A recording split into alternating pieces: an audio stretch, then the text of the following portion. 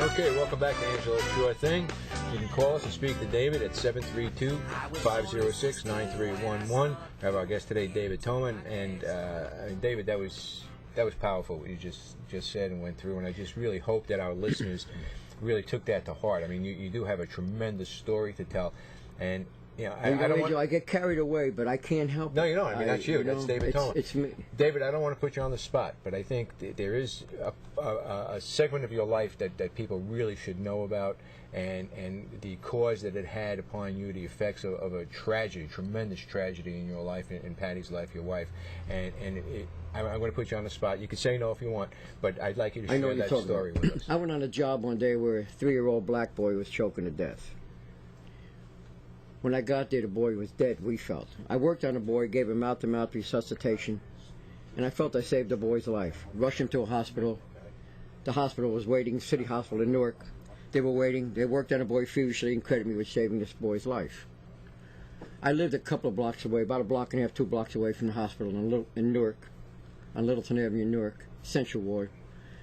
As I walked in my front door, my wife, my 5-year-old son David, and my other children sitting around the table eating. And I had blood on me. And my wife said, "What happened?" My 5-year-old son David was named after me. He said, "Daddy, you got blood all over you. What happened?" So I proceeded to tell him. And I was so proud, Angelo, because all of the arrests I ever made were insignificant to me. For the first time, I saved someone's life. That's more important to me. Because you got to understand one thing in the police department. You make an arrest, you go on a board. Mm-hmm. They all know how many arrests you make. They don't know how many lives you save. Nobody keeps track of that. And as I'm talking to my kids, my 5-year-old son and my other children are eating, my 5-year-old son David starts to gag on the food he was eating. Thinking of what happened just previous to that, I saw him gagging like this on the food. I panicked. I jumped over the table, I grabbed him, I'm holding him like this, I'm shaking him, I'm trying to shake him. I say, "Baby, listen to Daddy, listen to Daddy." He wasn't breathing. I turned him upside down, I'm banging him on the back. I knew nothing about the Heimlich method in them days. My wife is screaming. My wife grabbed my hair. My kids are screaming, grabbed my shirt. People next door heard me screaming. They called an ambulance. An ambulance came. You know, talk about ironies of life. The ambulance driver was the same ambulance driver I had with the little black boy. The ambulance driver's name was Tippy. He comes running in. I got my son like this. He said, "Let me hold him. Let me grab him." To make a long story short, we got in the ambulance, went to the New York City Hospital. And within 45 minutes' time, I saved a 3-year-old from choking to death, and my 5-year-old son died. When my 5-year-old son died, I had a nervous breakdown. But let me tell you, before I had the breakdown, what happened, Angelo. As a policeman, you have power. You're the most powerful person in the world. You have a right to take someone's life. You might not be right, but you have that right. You have a right to handcuff somebody. That's the power you have of a policeman.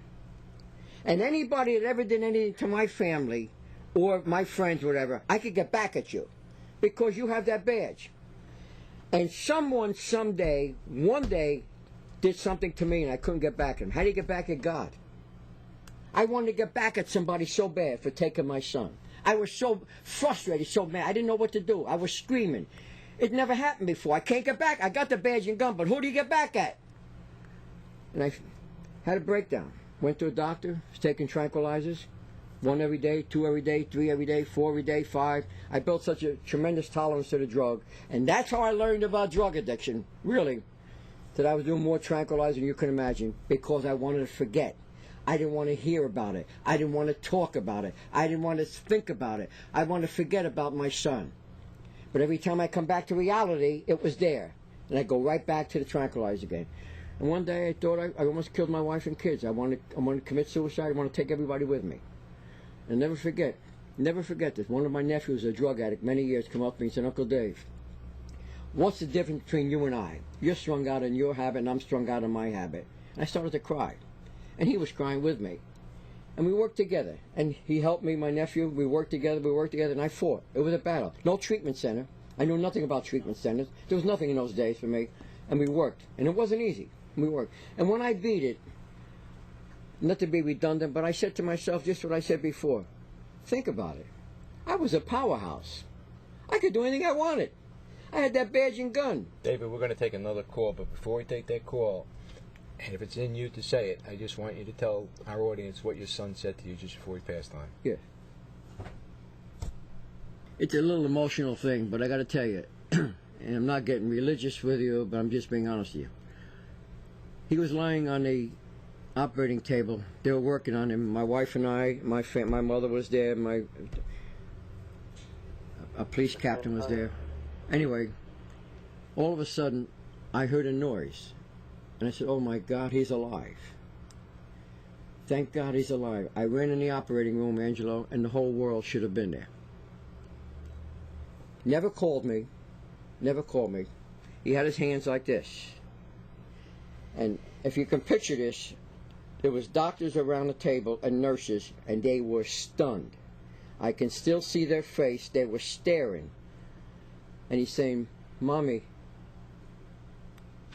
Mommy, Mommy, Mommy, he's over me now. Mommy, he's touching me. I'm going to be a good boy, Mommy. Mommy. And he died. What did he see? Only you can imagine. If somebody doesn't believe, and you know something, anybody doesn't believe in God, I got to tell them, don't ever go through what I went through. You're going to have troubles. Let's take the caller, David. Good morning. You're on Angelo Sure Thing.